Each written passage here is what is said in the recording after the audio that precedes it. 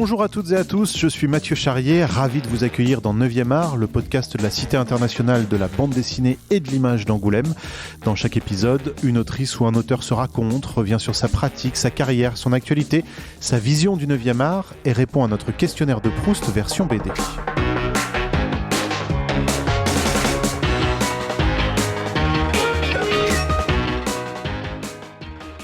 Je suis autrice de bande dessinée et j'habite sur Angoulême.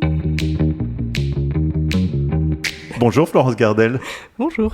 Tu habites sur Angoulême et tu es avec nous à l'occasion de la parution de cette bande dessinée chez Gallimard qui s'appelle La Dérive, sous-titrée, et on aura l'occasion sans doute d'en reparler, Une aventure de Michel et Zonzon, bande dessinée que tu as réalisée à la Maison des auteurs de la Cité de la BD, donc on est très content de la défendre et d'en parler avec toi aujourd'hui. Alors je tente de résumer l'histoire en quelques mots, mais c'est plus que ça renferme qui est intéressant, mais en gros on y suit Michel Médor, qui cherche du travail, mais il a du mal à en trouver. Il se retrouve recruté par une botaniste un peu étrange, le professeur Zonzon, et ensemble ils vont partir pour une expédition périlleuse sur le mont Hubert, avec tout un tas de péripéties qui les attendent. Quand je fais ce résumé-là, on aurait tendance à se dire, tiens, c'est peut-être une BD pour enfants, et en fait pas du tout. C'est un sujet, enfin c'est quelque chose qui a posé question un peu... c'est-à-dire que moi, quand j'ai écrit cette BD, je me suis toujours dit que c'était pour adultes. Notamment parce que Michel, au début, il va à Pôle emploi, il y a pas mal de blagues sur la vie de jeunes adultes qui sentent peut-être un peu le vécu. Et ça continue pendant tout le livre. J'essaie d'aborder un peu des sujets qui me tiennent à cœur. Mais la question s'est posée parce que, notamment... le style graphique peut peut-être faire penser à une BD plus jeunesse. Mais en tout cas, on peut faire penser à une BD jeunesse au premier abord, parce que quand on s'y plonge vraiment, y compris graphiquement, on sort un peu de la jeunesse. Dans les noirs et blancs... Oui. Moi, je préfère travailler en noir et blanc, mais je pense que c'était aussi stratégique dans ce sens-là. C'était justement... le fait qu'elle soit en noir et blanc, ça appuyait le fait que c'était pas une BD qui s'adressait spécifiquement à la jeunesse, quoi. Alors tu l'esquissais, on va un peu les détailler, mais effectivement il y a beaucoup de thèmes qui sont traités dans le livre. Alors tu parlais de notre ami qui au départ arrive à Pôle emploi, ou l'équivalent, où il y a ce slogan affiché « Travailler plus pour travailler plus ». Je sais pas si c'est la première idée, mais bon, je me suis dit, ça serait marrant qu'il y ait des affiches un peu rigolotes dans les locaux du Pôle emploi de leur monde. Et alors ça continue, hein. Après lui, il va être graphiste, on lui propose une formation en ligne de cake design. On sent un peu de vécu quand même derrière tout ça. Oui, un peu. Je pense qu'on est beaucoup à être passé par cette case-là et qu'on ne nous propose pas toujours des trucs qui sont pertinents par rapport à ce qu'on a fait, qui sont loin de chez nous. Oui, après en tant qu'auteur, je pense que c'est encore un autre sujet. En effet, on essaye de trouver des moyens, gagner notre vie un peu partout. Mais dès le départ, dès que tu as conçu le projet, il y avait cette dimension, j'allais dire, sociétale dedans ? Je pense que c'est venu un peu au fur et à mesure. Je pense que... moi, j'avais envie que ce soit drôle. Et du coup, je pense que ce qui me faisait rire, c'était peut-être des blagues peut-être un petit peu plus acides sur des situations comme ça qui m'est arrivé ou qui est arrivé à des amis. Mais le côté drôle passait par là, quoi, en tout cas. Oui, je pense, oui. Il y a aussi, quand elle reconnaît qu'elle fait aussi la chasse aux subventions, qu'elle est bien obligée, notre botaniste. Oui, alors en fait, le truc, c'est qu'on comprend assez vite dans l'histoire qu'elle est complètement incompétente, mais du coup, il y a cette idée qu'elle est peut-être un peu cupide et qu'elle veut gagner de l'argent, mais ce qui est un peu absurde, parce que dans les métiers de l'environnement, je pense que c'est pareil, c'est pas des métiers où les gens gagnent bien leur vie, c'est un peu galère. Donc elle est un peu à côté de la plaque quand elle dit qu'elle va devenir riche et avoir une certaine gloire à faire ça. Et elle veut pas payer notre Michel, parce que dès qu'il essaie de parler salaire, elle esquisse. Oui, tout à fait. Tout à fait. Là aussi, c'est peut-être du vécu. Quand on vous demande des dessins ou des illustrations. Oui, clairement, là, oui, ça arrive tout le temps. Et tu dis justement la dimension humour, comment tu l'as construite, j'allais dire ? C'est-à-dire, à quel moment dans ton écriture où tu glisses cette dimension humour dans tes dialogues ? Est-ce que ça vient tout seul ou est-ce que c'est une mécanique que tu t'imposes ? Non, je pense que ça vient assez tout seul. Enfin, je pense que c'est un peu ce qui me motive. J'avais envie que ça fasse rire les gens, j'espère que ça va marcher. Et est-ce que plus largement, il y a aussi la question de peut-être la difficulté de trouver sa place dans la société pour nos deux personnage finalement. Oui, je pense, oui. Alors, c'est marrant parce que j'avais pas forcément vu ça comme ça pour Zonzon, mais Michel, oui, clairement, il sait pas trop ce qu'il veut faire de sa vie. Je comprends pas trop pourquoi il trouve pas de boulot en tant que graphiste, mais c'est vraiment juste le début de la BD, c'est pas forcément le sujet principal, mais il y a cette idée, oui, qu'il est un peu déprimé, qu'il sait pas trop où il va, il est dans cette grande ville un peu tristounette et il se fait embarquer. Alors justement, tu dis c'est pas le thème principal, il y a peut-être un autre thème principal aussi qui est, alors au sens large, parce que je veux dire, c'est pas forcément une BD écologique, mais en tout cas une BD autour de l'environnement, de la nature. Je pense que c'est pareil, c'est des sujets qui me tiennent à cœur. Après, j'avais pas envie que ce soit trop lourd, je pense. C'est souvent, même la question de trouver sa place associée, c'est sous-entendu dans le livre, mais c'est pas... Ensuite, après, ils sont dans la nature et du coup, ça devient le sujet principal assez vite, ouais. La question de la biodiversité, tout ça, on va parler après aussi de ton parcours, et ça vient peut-être de là, mais c'est des choses qui étaient importantes à mettre dans ce livre. Je pense que c'est des sujets qui sont importants pour moi, d'une manière générale, parce que ça m'intéresse vraiment. Graphiquement, ça permettait plein de choses aussi, en tout cas pour ce livre-là. Et justement, graphiquement, si on parle un peu technique, tu as travaillé... C'est de l'encre de Chine à la plume. Toute la BD faite à la main. Et en noir et blanc pour une grande partie. Ouais, en noir et blanc pour une grande partie, et il y a quelques doubles pages couleurs qui viennent un peu surprendre le lecteur, et puis qui viennent à des moments où je pense que c'était intéressant pour le récit, c'était pertinent de faire venir de la couleur, pour en mettre un peu plein la vue, entre guillemets. Et il y en a d'autres où je pense que ça permet une meilleure compréhension, enfin notamment on comprend, c'est la nuit, le lever de soleil, tout ça. Et oui, et je trouve que c'était bien que tout le livre soit pas en couleur aussi. Alors déjà parce que je pense que j'aurais pas réussi techniquement en termes de temps et c'était trop de travail. Mais aussi, je pense que ça peut surprendre, mais ça permet un peu une respiration, d'amener une ambiance tout d'un coup qui est pas nécessaire qu'elle soit tirée tout le long du livre en fait. Je disais tout à l'heure, le sous-titre c'est donc Une aventure de Michel et Zonzon, et on sent qu'il y a un univers graphique qui peut potentiellement se déployer sur d'autres tomes, sur d'autres... Est-ce que c'est une envie, un projet Oui, clairement, oui, j'aimerais bien continuer à écrire leurs aventures. Après, pour le moment, il n'y a rien de sûr de quoi que ce soit. Mais... Des personnages, quand on regarde un peu Instagram ou Michel notamment, c'est un personnage qu'on retrouve depuis longtemps dans ton univers. Oui, c'est des personnages que je dessine depuis longtemps. Alors, ils n'ont pas eu forcément tout de suite une personnalité ou une histoire, ça s'est développé au fur et à mesure, mais ouais, c'est des personnages qui me suivent depuis assez longtemps, ouais. Et qu'on trouvait même dans ton Broussailles, c'est ça, une de tes premières bandes dessinées ? Oui, c'est une petite bande dessinée que j'avais fait avec le collectif Les Siffleurs, qui est un collectif originaire d'Angoulême. C'est Michel, ouais, qui a une petite aventure. Michel est ton fidèle compagnon depuis longtemps. Voilà, c'est ça.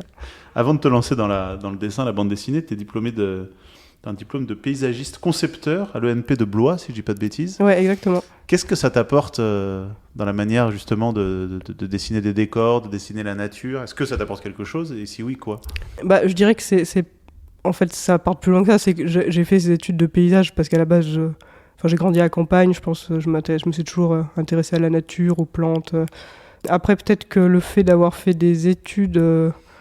du coup, j'ai étudié un peu la botanique et ce genre de choses. Ça m'a peut-être donné un goût peut-être plus scientifique, une approche plus scientifique de tout ça. Parce que la botanique, c'est quelque chose, notamment là encore sur tes réseaux sociaux, où la précision du dessin des plantes, etc., on sent que c'est quelque chose qui te tient à cœur quand même. Oui, ça m'intéresse.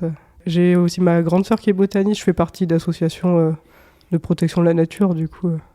Après, je pense que la botanique, mais aussi la faune, ça m'intéresse aussi. C'est juste que les plantes, ça bouge pas. Du coup, c'est plus facile à dessiner.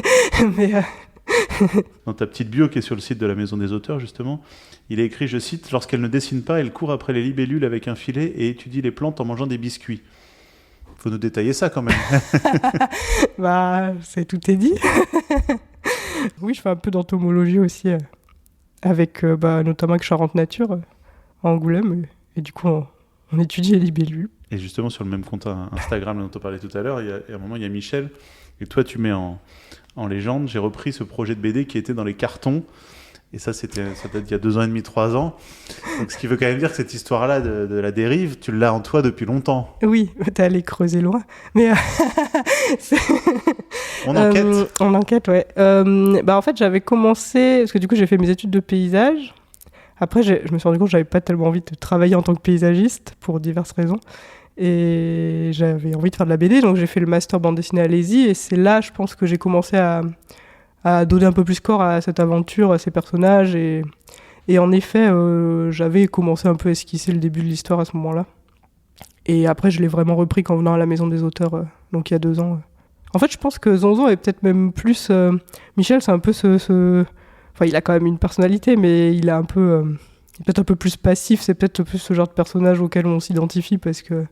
Alors que Zonzon, elle a vraiment un caractère intenable, donc elle est peut-être même plus intéressante que Michel, enfin je sais pas. Tu travailles aussi sur des carnets ou... Je pense que quand je cours après les libellules, j'ai pas le temps de dessiner. Mais ça m'arrive d'aller dessiner dehors, c'est parce qu'on voit sur Instagram des plantes et tout. Mais après, non, la BD, je la fais... c'est un peu à part, mais je pense que ça me nourrit en fait, tout ce que je fais à côté sur mon temps libre. Et ça m'arrive des fois, je me dis, cette plante, elle était intéressante, je l'avais dessinée, je vais regarder dans mon carnet comment elle était, mais non, sinon tout est fait sur les planches directement. Bon, en attendant de voir ça, alors on découvre La Dérive, une aventure de Michel et Zonzon, c'est chez Gallimard, et c'est signé Florence Gardel. C'est le moment où on passe à notre questionnaire de Proust, version BD. Es-tu prête ? Oui, allez.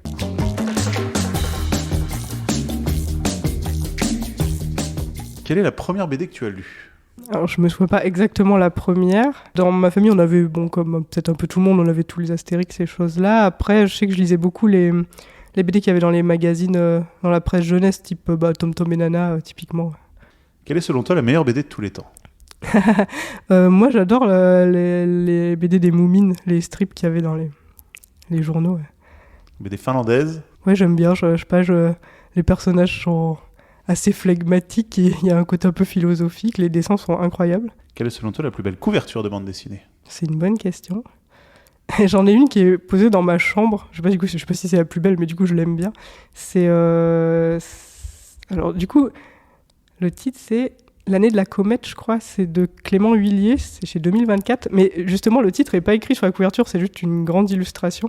Et ces dessins sont très beaux. Quelle est la plus belle case de bande dessinée ? J'en ai aucune idée. J'arrive plus à lire des BD de manière détendue. J'analyse un peu. Donc, ça m'arrive de m'arrêter sur une case et de me dire « Ah, elle est vraiment bien, celle-là !»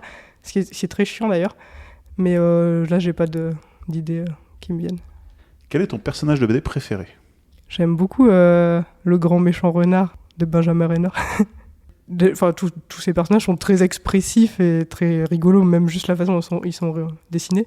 Et il est à la fois il est un peu bête, mais à la fois il est assez astucieux et il est très drôle. Quel est ton personnage de BD détesté ? Titeuf. Pourquoi ? Je le trouve affreux. J'ai jamais trop lu parce que ça m'attire pas du tout du coup, mais je crois qu'il a l'air d'un vieux mec alors que c'est un enfant. Une espèce de calvitie. Et... Quel est ton super-héros préféré ? Alors je lis pas du tout de BD de super-héros. Peut-être je pourrais dire Spider-Man parce que peut-être que c'est chouette que pour une fois on mettre de façon positive en avant les araignées, même s'il ne ressemble pas du tout à une araignée, ce qui est décevant. Et ton super-héros détesté ? J'ai jamais compris pourquoi Superman il mettait son slip sur son collant. Tu dessines dans le calme ou en musique ? Je pense que quand je suis en train de construire l'histoire, plutôt dans le silence, et après j'écoute de la musique, ouais. Par contre, j'arrive pas trop à écouter des podcasts parce que j'arrive pas à me concentrer. Je suis pas ce qu'on me raconte, quoi, du coup. Couleur ou noir et blanc ?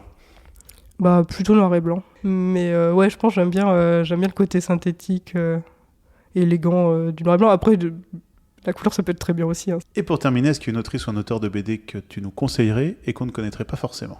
D'une manière générale, je dirais que ça peut être très chouette de s'intéresser à tout ce qui sort des résidents et des anciens résidents de la Maison des Auteurs, parce que tout le monde est super bon dans ce qu'il fait. Il y a plein de choses différentes.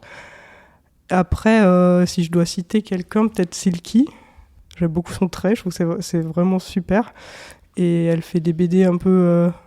je pense pour parler d'autobiographie, je pense qu'elle raconte des choses qui lui sont arrivées, ou elle parle de racisme, elle a des réflexions sur plein de sujets, et c'est super chouette.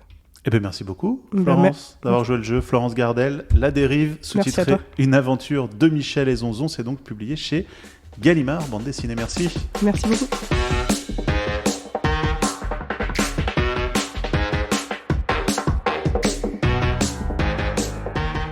9e art est un podcast produit par la Cité internationale de la bande dessinée et de l'image d'Angoulême, réalisation Mathieu Charrier. N'hésitez pas à commenter ces épisodes, à les noter, à en parler autour de vous, c'est très important pour nous.